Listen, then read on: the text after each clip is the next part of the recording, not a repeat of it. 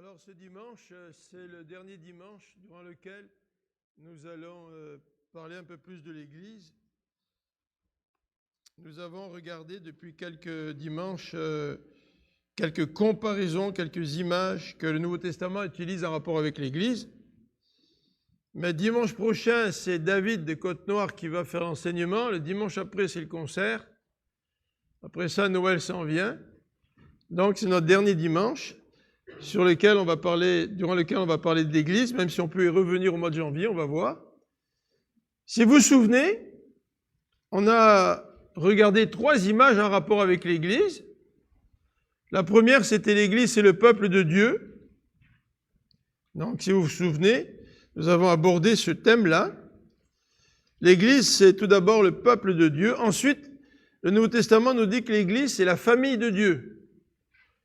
C'est intéressant parce que le mot famille met l'accent sur des relations, alors que le mot peuple de Dieu met l'accent sur autre chose. Le peuple de Dieu, ça met l'accent sur l'appartenance. Nous sommes un peuple qui appartient à Dieu. Mais l'expression famille, l'Église, une famille de Dieu, ça met l'accent sur une relation plus intime. Non seulement que l'Église a avec leur Père céleste, parce que Dieu, c'est le Père de cette famille, mais aussi cette expression met l'accent sur les relations que nous avons les uns avec les autres. En fait, ça met davantage l'accent sur une réalité, même si cette réalité, nous ne l'exprimons pas toujours, aussi bien que nous voudrions. C'est un peu comme dans une famille. J'ai des frères, j'ai des sœurs, mais parfois, je passe pas autant de temps que je voudrais avec mes frères et sœurs. Mais n'empêche qu'au point de vue de mon statut, j'ai des frères, j'ai des sœurs. Alors c'est un petit peu la même chose avec cette expression, l'Église, la famille de Dieu. Dans notre nouveau statut, nous faisons partie de la famille de Dieu. Maintenant, c'est à nous à vivre ces relations entre frères et sœurs et vivre ces relations avec notre Père céleste. Ensuite, nous avions regardé une troisième expression. L'Église, c'est le temple du Saint-Esprit. Et le temple, dans l'Ancien Testament, c'est le lieu où Dieu habite, où Dieu fait sa demeure. Donc quand on dit que l'Église, c'est le temple du Saint-Esprit, ça veut dire que Dieu demeure au sein de son Église.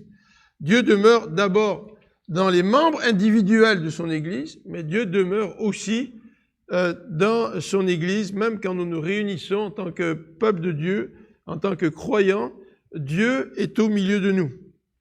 Alors aujourd'hui, je voudrais regarder avec vous l'Église qui est comparée au corps. C'est le corps du Christ, nous dit l'apôtre Paul à plusieurs reprises. En fait, on va prendre le repas du Seigneur tout à l'heure. Et dans 1 Corinthiens 10, l'apôtre Paul nous dit que le pain que nous mangeons, c'est un symbole de cette union entre chrétiens parce que nous faisons partie du même corps et que ce corps, c'est le Christ. Alors, je voudrais le faire en utilisant 2 textes. Le premier texte est Éphésiens au chapitre 4 et le deuxième, c'est Corinthiens au chapitre 12. Donc, nous connaissons tous très bien ces 2 passages. Mais tout d'abord, avant de débuter, je voudrais souligner 3 expressions dans Philippiens qui nous disent très très clairement que l'Église, c'est le corps du Christ.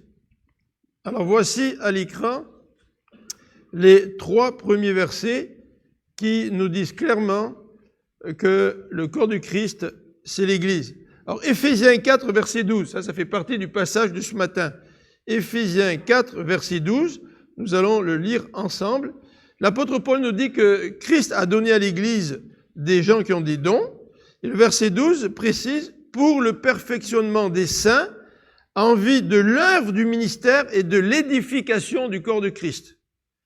Et si on lit le contexte de Éphésiens 4, le corps de Christ, c'est nous qui grandissons. C'est nous dont il est question ici quand Paul parle de l'édification du corps de Christ. Éphésiens chapitre 5 au verset 23, dans le contexte du rôle des hommes et des femmes au sein du foyer, au sein de la relation du couple, l'apôtre Paul nous dit au verset 23, le mari est le chef de la femme comme Christ est le chef de l'Église, qui est son corps et dont il est le sauveur. Alors c'est très clair, hein? Christ est le chef de l'Église qui est son corps. Donc c'est intéressant de voir que Paul nous décrit, nous les chrétiens, comme faisant partie du corps de Christ. Ensuite, dernier verset, c'est au verset 30. Le verset 30 nous dit jamais personne n'a haï sa propre chair, mais il la nourrit, en prend soin, comme le Christ le fait pour l'Église, parce que nous sommes membres de son corps. Qu'est-ce que le verset nous dit? Christ n'haït pas son propre corps. Au contraire, Christ prend soin de son propre corps. Et qui c'est le corps de Christ? C'est l'Église. Christ prend soin de nous. C'est ce que ce passage nous dit. Alors, pour avancer ensemble dans la présentation de ce thème ce matin, je voudrais d'abord regarder dans Éphésiens au chapitre 4, l'unité du corps de Christ. Car lorsque Paul dit que nous sommes le corps de Christ, associé à cette vérité-là, l'apôtre nous dit, vous êtes le corps de Christ, et parce que vous êtes le corps de Christ, vous êtes unis. Alors nous allons regarder ensemble la nécessité de conserver l'unité du corps dans lequel nous vivons. Deuxième élément que j'aimerais vous présenter aussi, c'est la croissance du corps de Christ. Toujours dans Éphésiens chapitre 4. Ici, le verset que nous avons lu, le dernier verset dans Éphésiens 5, verset 30, il nous est dit que le Christ prend soin de son corps. Il prend soin de son corps, comme nous le faisons pour notre propre corps. Et il prend soin de son corps pour le faire grandir. Donc nous sommes le corps de Christ, et parce que nous sommes le corps de Christ, bien Christ veut faire grandir son corps, il va en prendre soin. Et le troisième élément sur lequel j'aimerais insister ce matin se retrouve dans Corinthiens 12, c'est celui du fonctionnement du corps. Alors comment le corps fonctionne-t-il? Si nous sommes tous membres les uns des autres, nous faisons partie d'un même corps, comment est-ce que le corps de Christ fonctionne? Eh bien Paul prend cette analogie par rapport au corps humain et nous indique comment le corps de Christ fonctionne. Alors, tout d'abord, Éphésiens chapitre 4, et je vous invite à lire avec moi au chapitre 4, et on va lire les blocs au fur et à mesure que nous avançons dans l'étude de notre texte ce matin. Alors tout d'abord, versets 1 à 6. Versets 1 à 6. Donc, Éphésiens, chapitre 4, versets 1 à 6. Moi qui suis prisonnier à cause du Seigneur, je vous demande donc instamment de vous conduire d'une manière digne de l'appel qui vous a été adressé. Soyez toujours humbles, empreints de douceur et patients. Supportez-vous les uns les autres avec amour. Efforcez-vous de conserver l'unité que donne l'Esprit dans la paix qui vous lie les uns aux autres. Il y a un seul corps, un seul esprit. De même, Dieu vous a fait venir à lui en vous donnant une seule espérance, celle à laquelle vous avez été appelés. Il y a un seul Seigneur, une seule foi, un seul baptême, un seul Dieu et Père de tous, qui règne sur tous, qui agit par tous et qui est en tous. Alors, premier élément sur lequel je voudrais insister ce matin, c'est celui-ci, c'est de conserver l'unité du corps. Donc tu conserves quelque chose qui existe. La réalité de l'unité du corps nous est décrite dans les versets 4 à 6. L'unité du corps, c'est une réalité. Que nous vivons cette réalité plus ou moins bien, ça c'est une autre paire de manches. Que nous vivons notre relation familiale avec nos frères et sœurs avec intensité ou disons plutôt à distance, la réalité c'est que nous faisons partie de la même famille. En fait, l'unité c'est une réalité, nous dit l'apôtre Paul dans ce passage. Et pour décrire cette réalité, il utilise plusieurs expressions. Regardez au verset 4 à 6, alors on ne les commentera pas chacune d'entre elles, bien sûr à cause du temps qui est devant nous, mais le verset 4 nous dit, il existe un seul corps, un seul esprit et une seule espérance. C'est-à-dire qu'il n'y a pas 36 corps de Christ, là. C'est pas parce qu'il y a 36 dénominations dans le monde qu'il y aurait 36 corps de Christ, c'est pas vrai. Et c'est intéressant de regarder nos frères et sœurs qui appartiennent à d'autres dénominations, qui vivent leur vie chrétienne un petit peu différemment, et de les regarder au travers de cette vérité. Il n'y a qu'un seul corps. Puis le texte le dit, il n'y a qu'un seul Dieu qui agit par tous et qui est en tous. Donc il y a un seul corps. Ça veut dire que ces frères et sœurs que je ne connais pas très bien, qui font les choses un petit peu différemment, qui ont peut-être des convictions différentes que les miennes, ils font partie du même du même corps. Parce que le corps de Christ, c'est l'Église, n'est-ce pas? L'Église dans son ensemble. C'est sûr que localement, nous exprimons d'une façon locale le corps de Christ. Nous sommes le corps de Christ ici à l'île Jésus. Mais nous ne sommes pas les seuls qui représentons le corps du Christ. Alors ça affecte beaucoup la relation que nous devrions avoir entre nos frères et sœurs.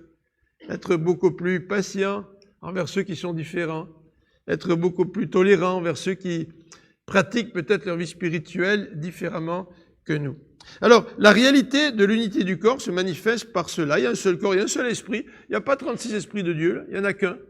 En fait, vous savez que le test pour savoir si quelqu'un était réellement devenu chrétien dans les Actes des Apôtres, il n'y avait pas grand-chose pour savoir si les Corneilles étaient réellement devenus chrétiens ou pour savoir si les Samaritains étaient réellement devenus chrétiens. Les Juifs, cette nouvelle Église naissante, apprend que des gens, soi-disant, ont accepté le Seigneur. Ils s'en sont rendus compte quand l'Esprit de Dieu est venu dans ces gens-là et qu'ils se sont mis à parler en langue.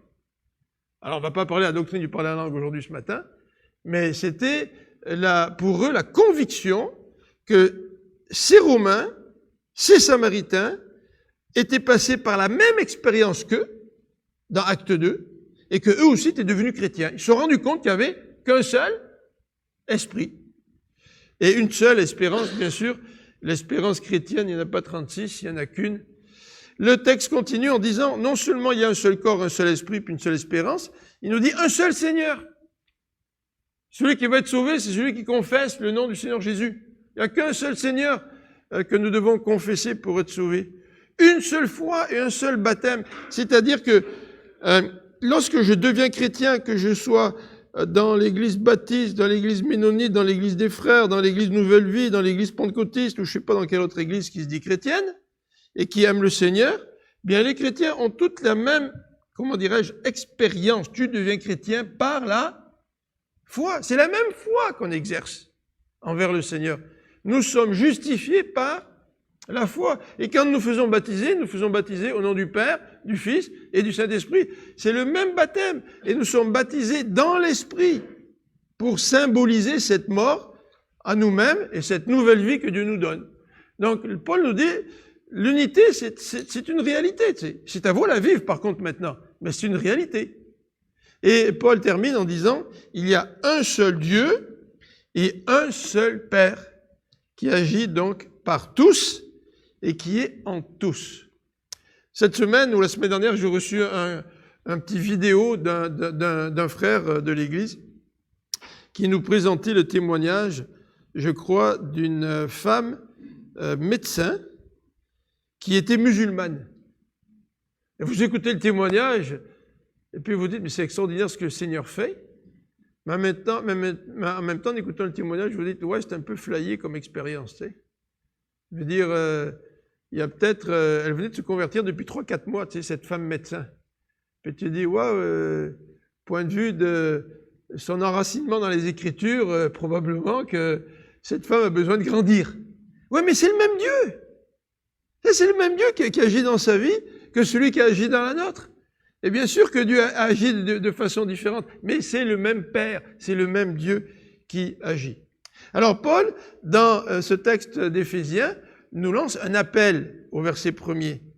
Et regardez cet appel qu'il nous lance. Il nous dit tout d'abord, moi je suis prisonnier. Alors quand quelqu'un est prisonnier, puis tu vas avoir des nouvelles, celui qui est prisonnier, ben t'écoutes ce que ce prisonnier t'envoie comme nouvelle. Vous vous rappelez, lorsque Andrew Bonson était en prison, je suppose que si il avait l'autorisation d'envoyer des lettres à sa femme, je dis que sa femme, elle prenait ces lettres-là, puis elle les lisait avec attention, puis, vous savez, c'était pas simplement un petit conseil ou une petite parole négligemment prononcée, que l'on peut écouter d'une oreille, tu sais, comme on fait d'habitude, lorsque notre épouse demande de sortir les poubelles, par exemple, tu sais. Non, c'est quelque chose de sérieux, tu sais. Il est prisonnier du Seigneur, là, l'apôtre Paul, là. Il est prisonnier pour le Seigneur. Et donc, en tant que prisonnier, il se dit, là, j'ai quelque chose de vraiment important à transmettre aux chrétiens d'Éphèse.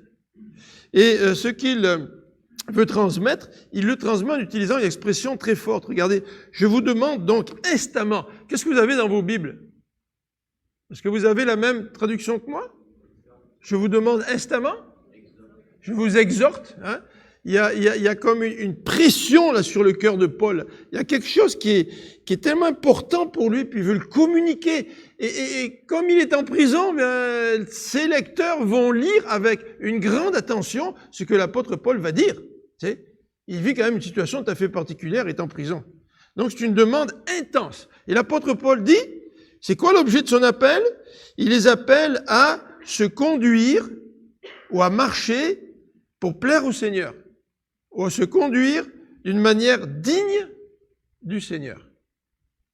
Et c'est dans ce contexte que Paul parle de l'unité. Écoutez, vous êtes un dans le Seigneur. Parce que vous êtes un dans le Seigneur, moi je voudrais vous appeler à marcher d'une manière digne du Seigneur. Je voudrais vous appeler à vous conduire digne de l'appel qui vous a été adressé. Alors on se dit, bon, qu'est-ce qu'il va nous dire Paul là? Il faut que je donne un peu plus d'argent à la dîme? Ou est-ce qu'il faut que je donne un peu plus de montant? Qu'est-ce qu'il va me demander, Paul? Ben, Paul, il va parler de l'unité. Il nous dit, cette unité, c'est tellement important que moi, en prison, c'est là-dessus que je vais mettre l'accent. Donc, je voudrais que vous puissiez vivre la réalité de l'unité. Alors, au verset 2 et 3, l'apôtre Paul va indiquer 3 caractéristiques de l'unité.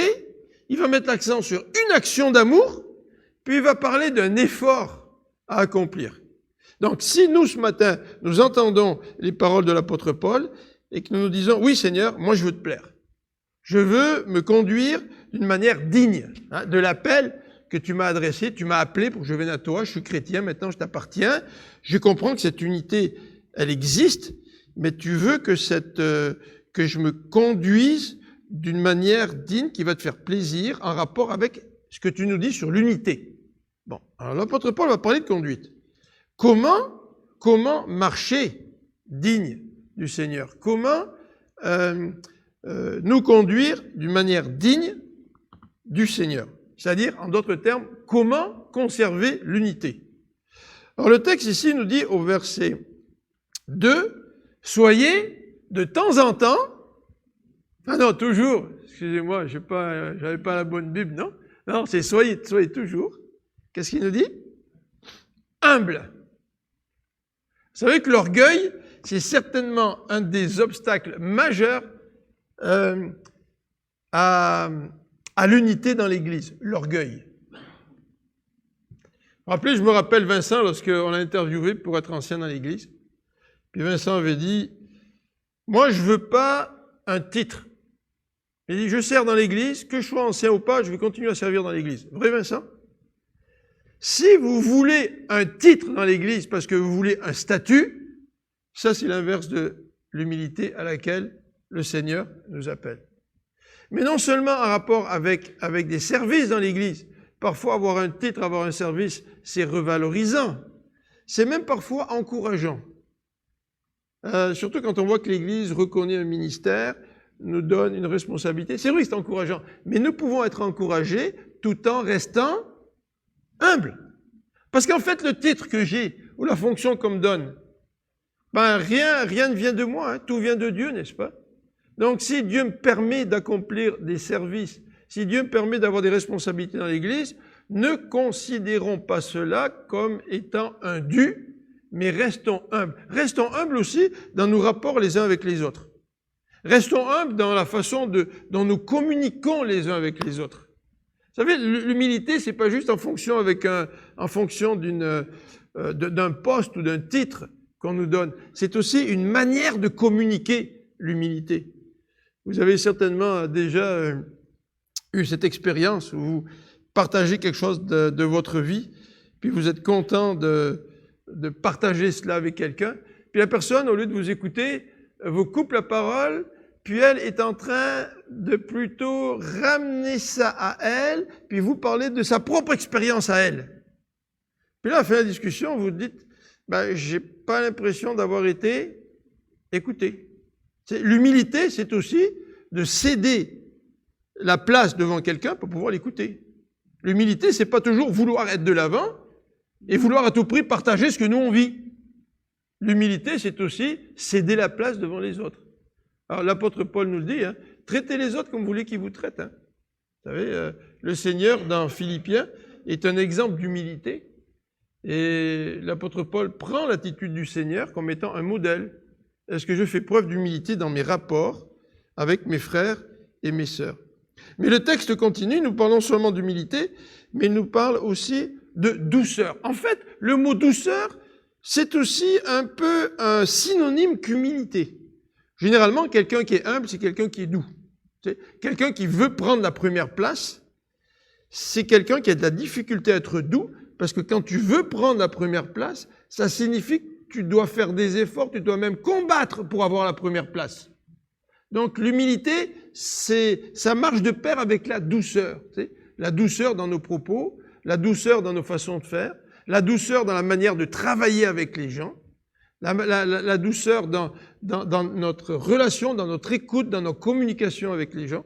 C'est sûr qu'on a tous des caractères différents, mais malgré tout, l'apôtre Paul nous encourage à être humble et à être empreint de douceur. Vous savez, ce matin, on est arrivé, puis Jérémie, au son, il a eu des difficultés. Je ne sais pas à quoi c'est dû, si c'est nos boîtes de branchement là, avec les guitares, puis on n'entendait pas très bien les guitares. Puis quand tu arrives à 9h le matin, puis tu branches l'orchestre, et puis ça ne marche pas très bien, tu sais. Ça ne marche pas comme tu veux. C'est difficile pour un technicien, tu sais, parce qu'il y a de la pression. Hein. Et les gens sur l'estrade, ben, ils peuvent être très exigeants. On pourrait être très exigeants en disant à Jérémie, ben, écoute Jérémie, sois le technicien, là, sors ta baguette magique, puis règle-nous ça. Ou est-ce qu'on fait preuve de douceur? Est-ce qu'on fait preuve d'humilité? Et le texte nous dit aussi, est-ce qu'on fait preuve de patience? De patience. Vous savez, parfois on peut être très exigeant, et en particulier envers nos enfants. Et bien souvent, quand on manque de patience, c'est d'abord dans la famille qu'on manque de patience. On manque de patience avec notre épouse, on manque de patience envers nos enfants, et parfois on manque même de patience envers notre chien, imaginez-vous. Mais la patience, n'est-ce pas, la patience dans nos rapports les uns avec les autres. La patience qui consiste à accepter d'être dérangé. Souvent, nous sommes impatients parce que c'est ça notre problème. Hein, c'est que nous n'acceptons pas que les autres ne font pas les choses comme nous. Puis quand les autres ne font pas les choses comme nous, ça veut dire qu'on doit nous s'en occuper. Et évidemment, on n'a pas toujours le temps de s'en occuper, donc on est impatient. C'est peut-être aussi le refus d'accepter que l'autre est différent de moi. Le refus d'accepter que peut-être les détails que je considère importants, ben l'autre les considère moins importants. Vous savez, il y a des gens qui sont un petit peu tête en l'air. Je ne dirais pas qui dans ma famille est tête en l'air. Mais on est un petit peu tête en l'air des fois. Alors si vous êtes quelqu'un de très organisé, très structuré, vous avez la difficulté à vivre avec quelqu'un qui est un petit peu tête en l'air, qui oublie des affaires. Parce que vous êtes tellement bien organisé, puis vous êtes tellement des parfaits modèles, tu sais, que tout le monde devrait gérer la vie, les situations un petit peu comme vous, tu sais. Le problème, c'est que quand à votre tour, vous oubliez quelque chose, là, vous dites, ah, mais tiens, moi, j'ai manqué de patience envers mon fils, ma fille, mon épouse, et puis là, ce serait à mon tour d'être l'objet de leur impatience. Et ces gens à qui parfois on fait peut-être des reproches parce qu'ils ne sont pas comme nous, ben ils sont patients envers nous. Puis ils nous apprennent à accepter la différence, et être patients même dans la différence. Alors, donc l'apôtre Paul utilise 3 caractéristiques, mais il nous parle aussi au verset 2 de l'amour. Et il associe le mot amour à un verbe. Et il nous dit, supportez-vous les uns les autres avec amour, ou dans la charité. Alors supporter, c'est pas négatif, hein. Souvent, nous, dans notre vocabulaire au Québec, je pense, quand on supporte quelqu'un, c'est que, tu sais, c'est pas évident, hein. Et puis, merde, tu sais, c'est dur à supporter, mais en tout cas, on fait ce qu'on peut, là, tu sais. Mais là, le texte, c'est pas dans ce sens-là qu'il le dit. Supporter, ça veut dire que tu aides, tu sers d'appui, tu supportes quelqu'un qui s'appuie sur toi. Donc, tu es là comme un appui pour la personne qui est peut-être différente que toi, qui peut-être pourrait provoquer, comme on le dit pour trouver une excuse, notre impatience, parce que c'est toujours la faute des autres, hein, si on est impatient, bien sûr. Hein. Mais le texte dit, non, on se supporte, on s'entraide, on se soutient, on se prend par le bras, là, et puis on s'aide mutuellement. Et le texte nous dit comment? Dans L'amour. Et c'est comme ça qu'on peut conserver l'unité.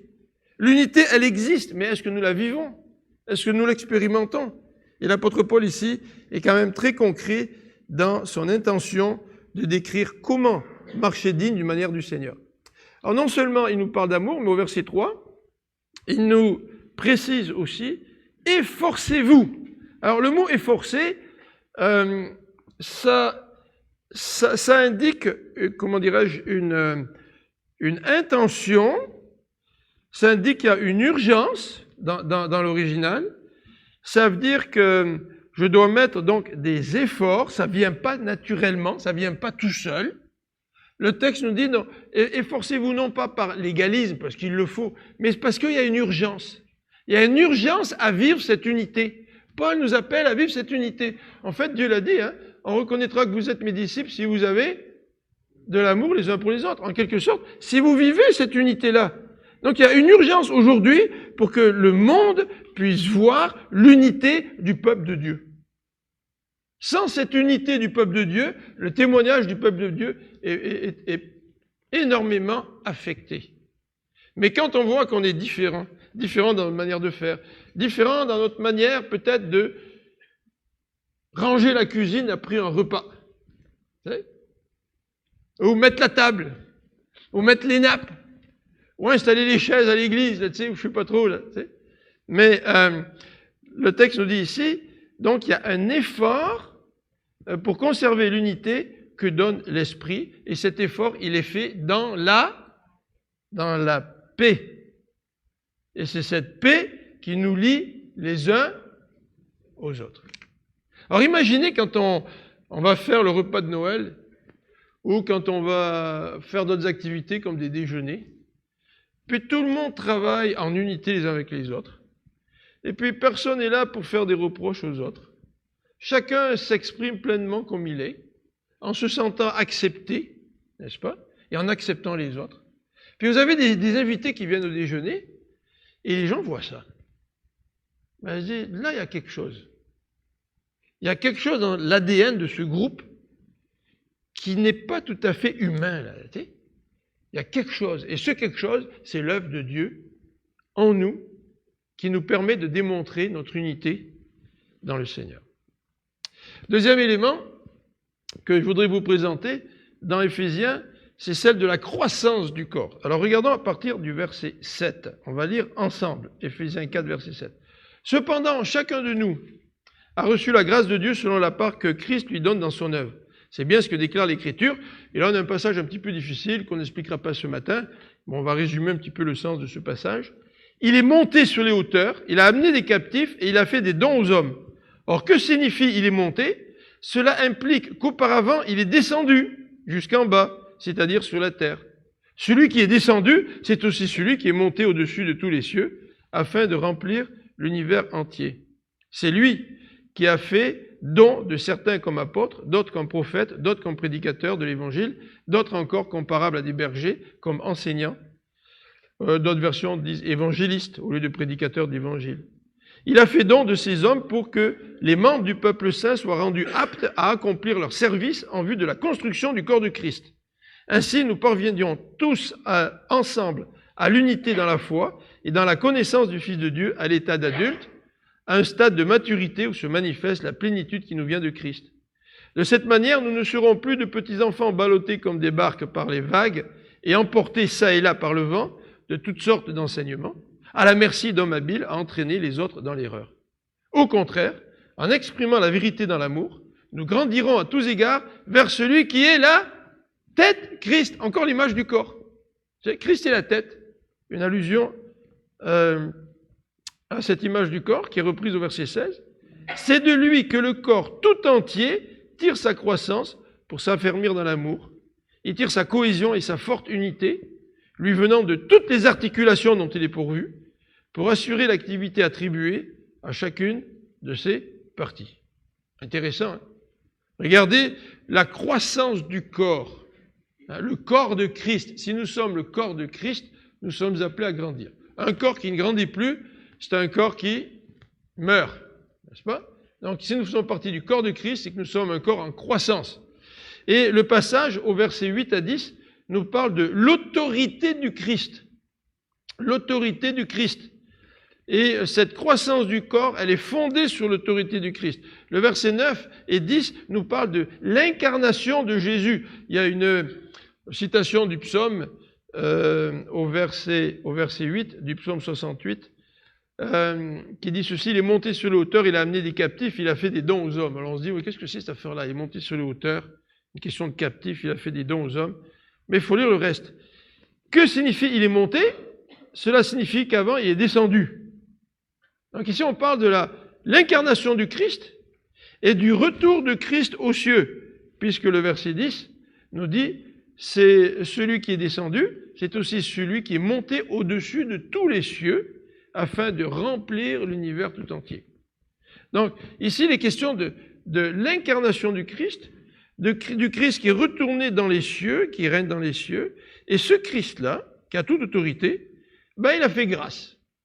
Comme celui qui revient de la guerre, puis qui a des captifs, et puis qui fait des dons, parce que tu as un butin, tu fais des dons. Le Christ fait des dons. Et le Christ fait preuve de grâce. Et le verset 7 nous parle de ces dons, et nous dit, à chacun de nous, Christ a fait des dons. Christ a donné à chacun de nous une portion de grâce. Donc Dieu nous a donné des dons. Et il est celui qui a autorité pour distribuer les dons à qui il veut bien. Si Dieu a donné des dons à Jérémie pour le son, c'est Dieu qui lui a donné. Si Dieu a donné des dons de musique à Matthieu, c'est Dieu qui lui a donné. N'est-ce pas? J'ai pas besoin d'être jaloux si moi j'ai pas les dons de mon frère ou de ma sœur. C'est Dieu qui distribue ces dons-là. Deuxième élément, c'est que ces dons-là, on en a tous reçus. Donc, l'unité du Christ passe par la reconnaissance, l'unité du corps de Christ, que chacun d'entre nous qui sommes ici dans l'Église, nous avons tous reçu des dons du Seigneur. Et l'unité du corps de Christ passe par la reconnaissance de cela et la mise en pratique des dons que le Seigneur nous a donnés. Vous savez, on dit souvent dans les églises qu'il y a une règle. C'est celle du 80-20 ou du 70-30. Ça n'a rien à voir avec l'équipe du Canadien qui pratique là-bas sur la rive sud, là, avec le 10-30 ou je ne sais pas trop. Le 80-20, le 70-30, c'est à peu près l'évaluation de ceux qui font des études sur les églises. Il y a 80% des gens qui regardent travailler 20% des gens dans l'église. Ou il y a 70% des gens qui regardent travailler 30% des gens dans l'église. Alors moi, je n'ai pas fait l'analyse de notre église pour calculer ça, là, mais simplement pour illustrer ceci, c'est que souvent nous ne comprenons pas que Dieu nous a fait des dons et que Dieu veut que nous les mettions au service de son Église, qui est son corps, pour justement vivre cette unité du corps du Christ. Les dons du Christ nous sont énumérés au verset 11 à 14, dans ce passage. Nous avons donc cette énumération que nous connaissons. Les apôtres, il a donné les apôtres, les prophètes, ou les évangélistes, ou les prédicateurs d'évangile, d'autres des bergers, d'autres comme enseignants. Et ce qui est intéressant, c'est de remarquer la diversité de cette liste. Dieu n'a pas donné à l'Église une personne qui aurait tous ces dons-là. La responsabilité serait énorme. Hein? Chacun a ses dons. Alors souvent, on n'aime pas, il y a certains dons qu'on préfère plus que d'autres. Et quand dans une église, on a des gens qui ont plus certains dons, puis qui manquent de d'autres dons, on se plaint. Mais en fait, l'apôtre Paul nous dit, qui donne les dons? C'est le Seigneur. Et peut-être que vous avez certains dons que vous ne savez pas, que le Seigneur a donnés pour que vous les mettiez justement au service de l'Église, et qu'on ne se tourne pas vers certains frères et sœurs en espérant que ces gens-là ont tous les dons possibles et inimaginables. En fait, l'exercice des dons, c'est un exercice conjoint, qui est complémentaire les uns aux autres. Alors la raison de ces dons nous est expliquée au verset 12. Pourquoi Dieu a fait des dons? Pourquoi Dieu vous a donné des dons? Pourquoi Dieu nous a donné des dons? Le verset 12 nous le dit. Il a fait des dons de ces hommes pour que les membres du peuple saint soient rendus aptes à accomplir leur service. C'est pour le service de l'Église. Ces dons que Dieu vous donne, c'est pour permettre à l'Église de servir. Donc, si nous gardons sur le congélateur ou sur la glace les dons que le Seigneur nous a donnés, nous affectons le service tout entier de l'Église locale. Le texte continue en nous donnant une autre raison au verset 13. Au verset 13, il nous dit, après avoir parlé de la construction du corps de Christ, « Ainsi nous parviendrons tous ensemble à l'unité, dans la foi et dans la connaissance du Fils de Dieu. » Le fait d'exercer vos dons, là, le but, ce n'est pas que l'Église puisse se lancer dans 36 000 nouveaux ministères. Pas ça. Le but, c'est que toute la communauté puisse grandir dans la foi. Parce que vos dons pratiques, là, ça aide l'Église à grandir dans la foi. Vous savez, quand on parle, par exemple, du travail que vous faites au PowerPoint ce matin, Émilie ou Jérémie au son, ou certains qui s'occupent de l'Église, comme Michel, puis quand il y a quelque chose qui va mal avec les lumières, le chauffage, etc., c'est très, très pratique tout ça, n'est-ce pas?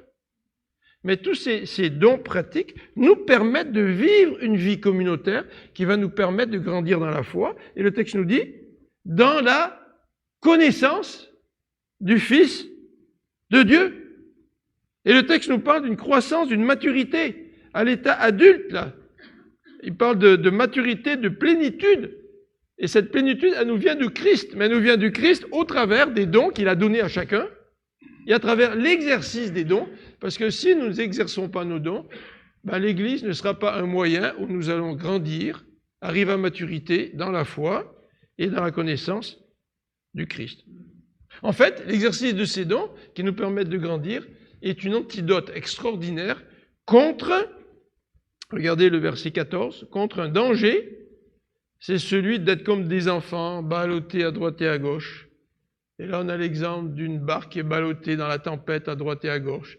Elle ne peut plus se diriger, à la merci d'hommes habiles à entraîner les autres dans l'erreur. Cette semaine, j'ai parlé avec une étudiante de la faculté qui m'a dit qu'elle avait été absente d'un cours parce qu'elle a dû comparaître en justice. Alors, elle ne m'a pas donné le détail. Je ne sais même pas de quoi il s'agit. Mais elle m'a dit, j'ai dû comparaître en justice parce que mon pasteur a été accusé. Vous vous rendez compte?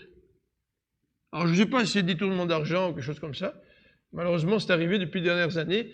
Dans le journal, on a eu le rapport de pasteurs qui ont détourné de l'argent, des fidèles qui se sont plaints. Ben, ces gens-là ont été emportés à la dérive, à la merci d'hommes habiles à les entraîner dans l'erreur. Donc, nous avons besoin de cette unité, nous avons besoin de vivre cette unité pour que chacun d'entre nous puissions grandir dans la maturité pour pouvoir éviter d'être séduits et emportés comme ça par toutes sortes de personnes très habiles à entraîner les autres dans l'erreur.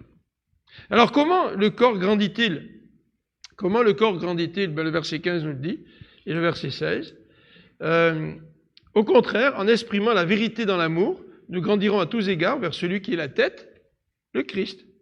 Et c'est de lui que le corps tout entier tire sa croissance, pour s'affermir dans l'amour, sa cohésion et sa forte unité, lui venant de toutes les articulations dont il est pourvu, pour assurer l'activité attribuée à chacune de ses parties. Donc, comment le corps grandit-il? Ben, le corps grandit d'abord par la vérité que nous professons dans la charité, dans l'amour. C'est-à-dire, on ne joue pas un jeu avec les frères et sœurs, là, tu sais. En faisant croire à notre frère que, ouais, dans le fond, non, ça va, c'est pas si pire, non, c'est bon ce que tu fais, tu sais. Dans un sens, c'est pas vrai du tout. Puis tu aurais envie de dire le contraire, mais tu n'oses pas lui dire. Ou tu as peur de lui dire. Ben, normalement, l'amour bannit la crainte. Donc, normalement, si j'ai une relation d'amour avec mon frère, ben, mon frère qui m'aime, peut-être il va trouver ça dur ce que je lui dis, mais il sait avant toute chose que je l'aime. Et parce qu'il sait que je l'aime, il va accepter ce que je lui dis, il va accepter la vérité. Donc le premier élément, c'est pas de dire la vérité. Le premier élément, c'est de convaincre mon frère que je l'aime. Et parce que je l'aime, là, il peut recevoir la vérité, même si elle est parfois difficile. Donc, comment grandir? en professant la vérité dans l'amour. Deuxième élément, c'est que nous grandissons par le Christ. Regardez le verset 15. Nous grandirons à tous égards vers celui qui est la tête, Christ. Donc si je dis la vérité dans l'amour, nous allons tous grandir, mais on va grandir vers le Christ.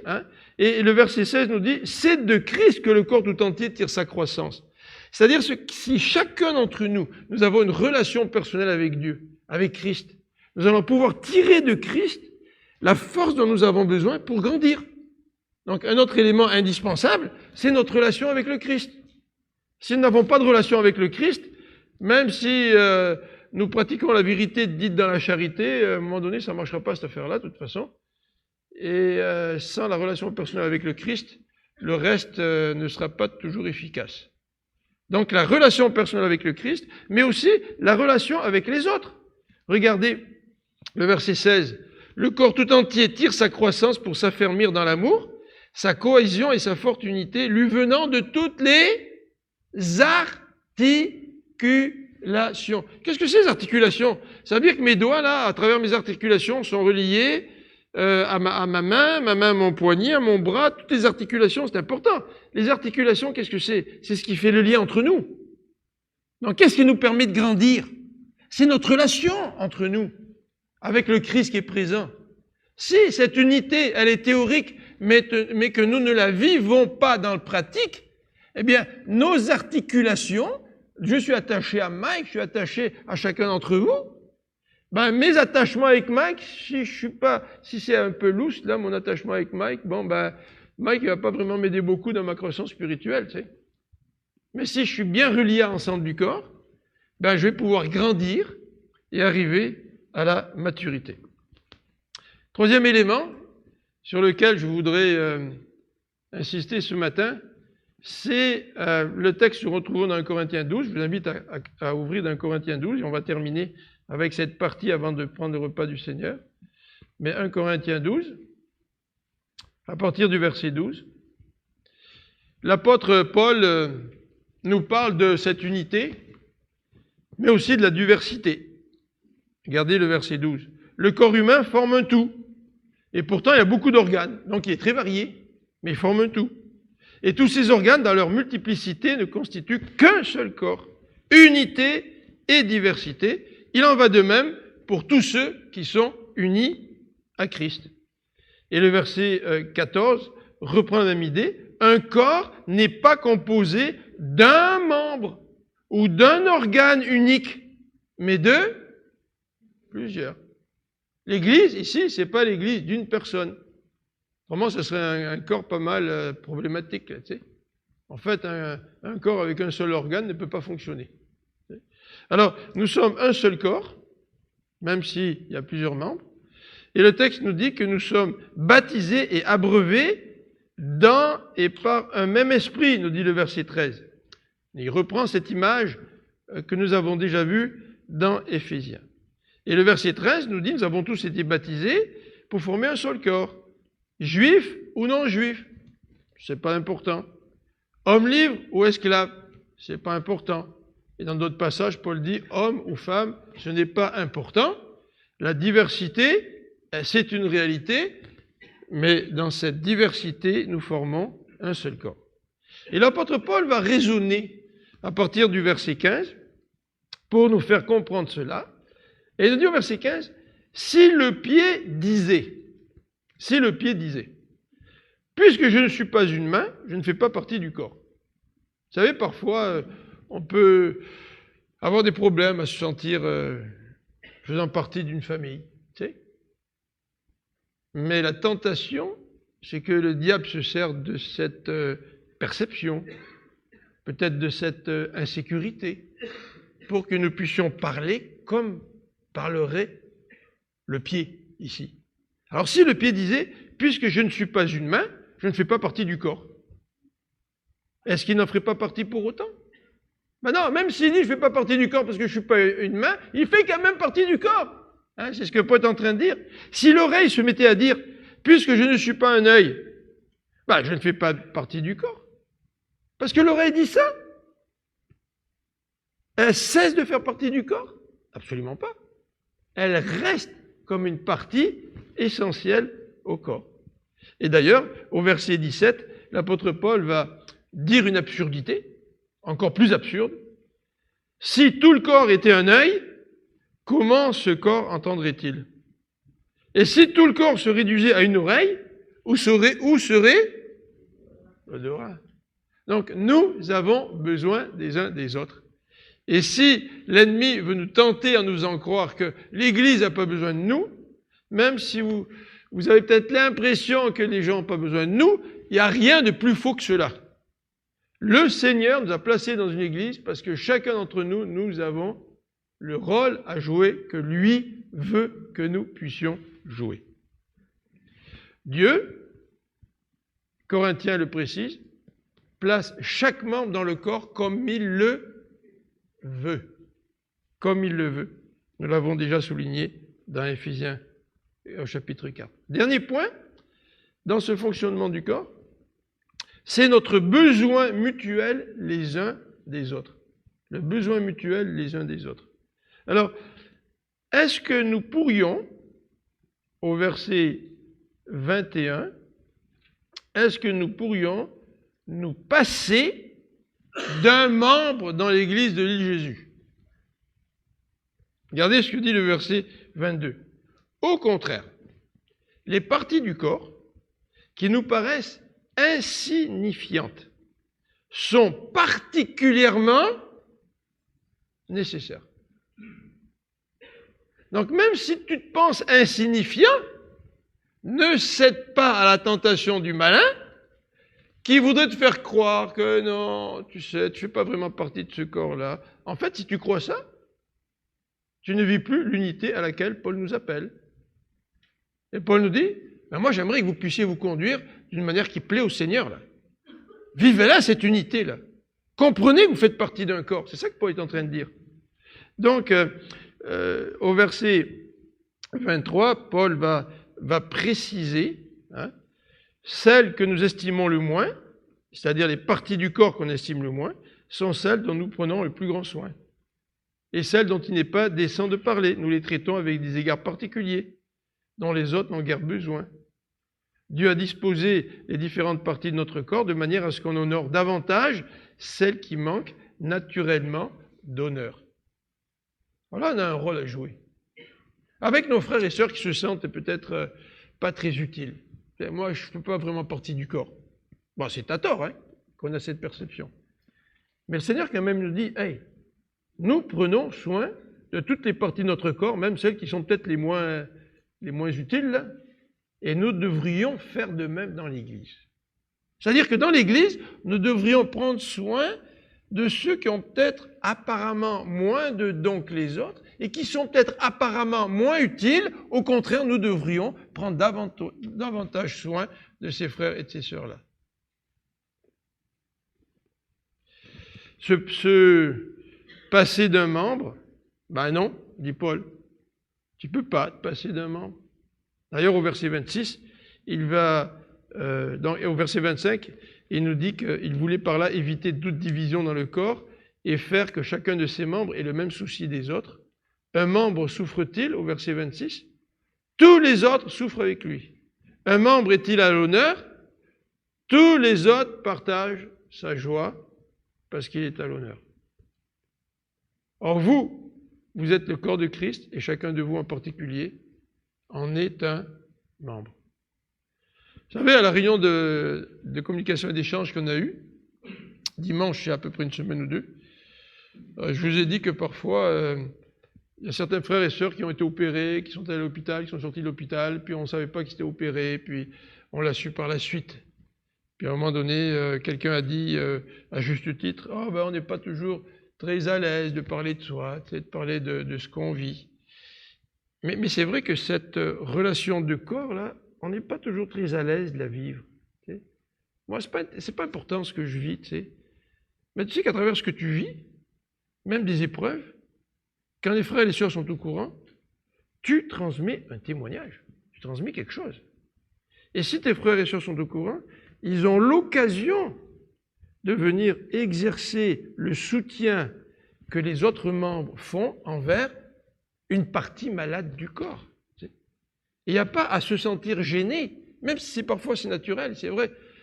Parfois on est à l'hôpital, puis on a une petite jaquette, puis on n'a peut-être pas envie de recevoir tout le monde de l'église, de nous voir comme ça. Puis c'est vrai, il faut être sensible à ça. Il y a des gens, ça leur fait rien. Tu sais, ils sont à l'hôpital, tu vas les voir, ils vont être très contents. Il y en a d'autres, non, quand ils souffrent, ils aiment bien être dans leur bulle, un petit peu à l'écart. Là, tu sais, on a tous des mentalités différentes, c'est vrai, des tempéraments différents. Mais quand même, de s'informer les uns les autres, tout en respectant les différences, nous permet à nous d'être un témoignage pour le Seigneur et permet aux autres de pouvoir nous soutenir et permet aux autres parties du corps d'aider le membre qui est malade.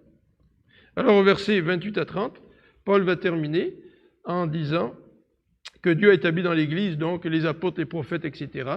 Et il revient sur cette idée que nous avons mentionnée dans Éphésiens, que Dieu donne des ministères différents à l'Église. L'Église, le corps du Christ. Ça nous fait réfléchir, hein? Quelle place est-ce que j'ai dans le corps de Christ? La question n'est pas est-ce que j'ai une place? Le texte nous dit j'ai une place. Est-ce que tu comprends la place que tu as dans le corps du Christ? Est-ce que tu assumes la place que Dieu te donne dans le corps du Christ? Pourquoi le faire? C'est pour que l'unité du corps se manifeste. C'est à cela que le Seigneur t'a appelé. C'est à ça que le Seigneur m'a appelé. Éphésiens nous dit que Dieu nous a appelés à marcher de manière qui va être digne au Seigneur, à se comporter de manière digne du Seigneur. Comment se comporter de manière digne du Seigneur dans le contexte d'Éphésiens 4? C'est en assumant la place qui est la tienne dans le corps de Christ. On va prier ensemble. Seigneur notre Dieu, merci pour cette vérité que nous sommes un dans le Seigneur, nous formons un seul corps. Et c'est pour ça que tu es mort sur la croix, Seigneur. Pour que nous puissions être un seul corps, pour que nous puissions être le corps du Christ. Seigneur, ce qui est extraordinaire avec l'Évangile, c'est que nous ne sommes pas un corps à côté de Christ, mais que nous sommes le corps de Christ. Merci Seigneur pour cela. Aide-nous à en comprendre la réalité. Aide-nous à vivre cette réalité. Nous faisons partie du corps de Christ. Amen.